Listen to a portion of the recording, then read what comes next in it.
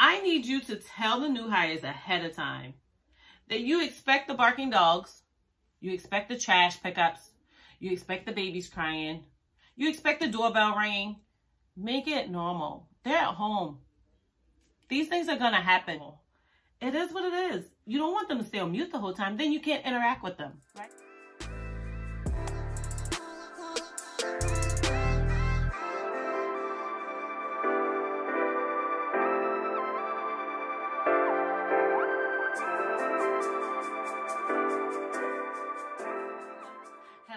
Hello. Hey, y'all. This is Tamika, the face behind Hey HR.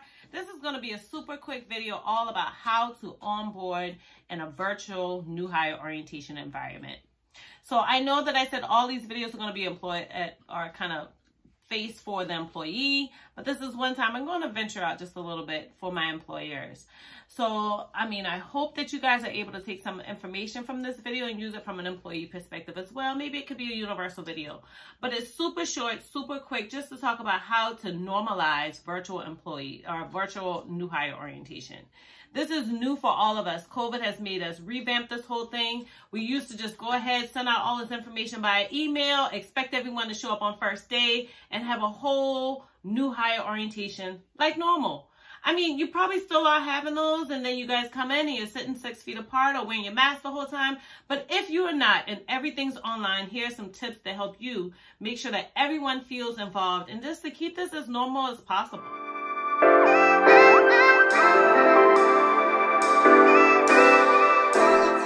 My first tip is make sure to get the IT equipment sent early. Make sure that everyone has it prior to the start date. How can you start if everyone's not equipped? So make sure that everything's up to date. You have new software, you have new technology, so that there aren't any glitches, so that one person's not seen all the time and the other person can't be seen. You can hear this person, but you can't hear that person. It gets to be a very weird onboarding experience. So that's where you as an employer step in and make sure that everything's in place for technology, software, what have you. Partner with your IT department. Don't take this on by yourself. Yeah, I would visualize, This is when you were broke and poor. Right, having directors interested in me. Another tip is to make a universal agenda. You want to make one that all new hires can work with. Definitely you want to take time zones into perspective. If you're operating a national company, someone's over on the East Coast, someone's on the West Coast, you want to make sure that that agenda works for both. So definitely incorporate time zones into your agenda. Another thing is verify with them ahead of time that they have received that equipment. Verify that it's working. IT probably can help you with this or probably already has done this, so partner with your IT department. Another thing is give breaks often. It's a little difficult when we're in just a regular new hire orientation. Now we put everybody in front of a screen. This is hard. This is uncomfortable. This is new. This is weird. All those words. So make sure that you give breaks so that everyone can feel comfortable throughout their new hire orientation. And continue to add a team into your new hire orientation. Add that supervisor, add that team lead, whomever. Make sure that everyone's still involved so that no one feels like they're left out. No one feels that they don't know anyone. Send emails with pictures of folks involved. If you have software that allows you to include pictures, definitely use those. This is your time to use those things. I know before we probably said no one needs pictures. What's the big deal? Well, this is a great time to have those during this entire weird COVID new hire orientation experience.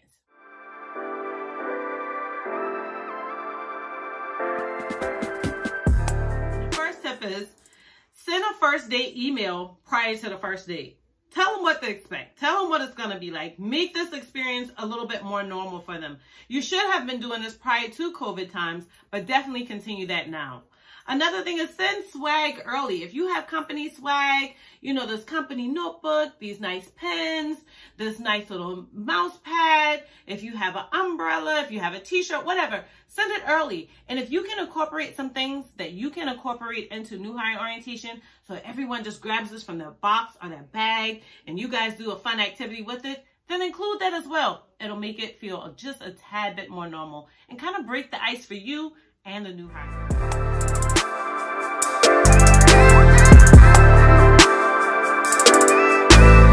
Another thing is check in with your new hires often. See how they're doing. Don't do it as a team environment only. Check in with them individually. If you've been texting this person on a constant basis, text them and check in.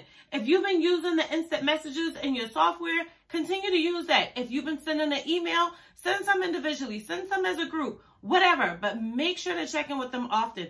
Maybe someone has an issue that you're not even aware of because you can hardly see it on the small little screen. And after new hire orientation is all done, you're exhausted. You're putting the paperwork together. You're getting the files ready. You're closing this all out. You're verifying everyone's done what they've done, what they should be doing, if that's training, if that's paperwork, if that's putting it into the I-9 system, whatever that you're doing to kind of get this behind you. At the end, make sure that you send out a survey to your new hires and ask them what their experience was like. Tell them to tell you their highs and their lows. Tell them to tell you where you can improve or where was amazing and what they really enjoyed so you can make the experience even better for your upcoming new hires. Okay? Now I just have a few more tips that I'm going to give you guys and then I'm going to be out of your way. I need you to tell the new hires ahead of time that you expect the barking dogs, you expect the trash pickups, you expect the babies crying, you expect the doorbell ringing. Make it normal. They're at home. These things are going to happen. It is what it is. I mean, I've even been a part of conferences where this is normal. It is what it is. You don't want them to stay on mute the whole time. Then you can't interact with them. Right? And if you want them to be on mute at different times, you might not hear sometimes, then you'll hear it at other times. Who knows? But tell them ahead of time, hey guys, I expect these things. It's normal. It's okay. If it happens and you're not talking or I'm not expecting you to talk, put everything on mute. Okay? And then join back in. Send us a chat. Let us know what's going on. Or what have you. But make it normal.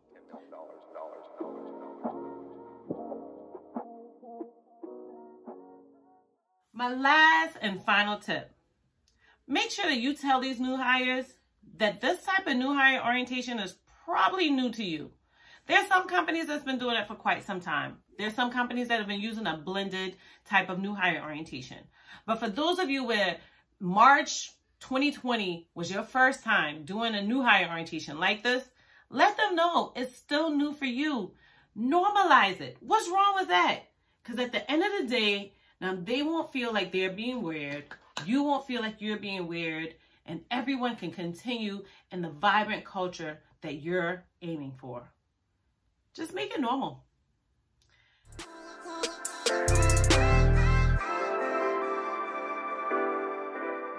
I thank you so much for watching this entire video. If you have any more tips and tricks, can you leave them below in the comments? Because I could have missed something. I won't be surprised if I did. If you have a suggestion on another video that you'd like to see, definitely leave it in the comments below. If you are new to this channel, you've never been on this channel before, please hit a like button and subscribe for more amazing videos every Sunday at noon. And by golly, if you are just coming back to this channel, it's not even aimed at you as the employer, but you're just enjoying my videos, can you please comment below? Tamika, I'm just enjoying it so far. But for anyone that's made it thus far, I would really appreciate it if you just comment colors. Thank you. I thank you so much for coming on to my channel. Again, this is Tamika with Hey HR. So I definitely thank you for joining in, and I hope to see you on the next video or to see a comment from you or what have you. At worst, just follow me on Instagram at its_lady_T. Thank you.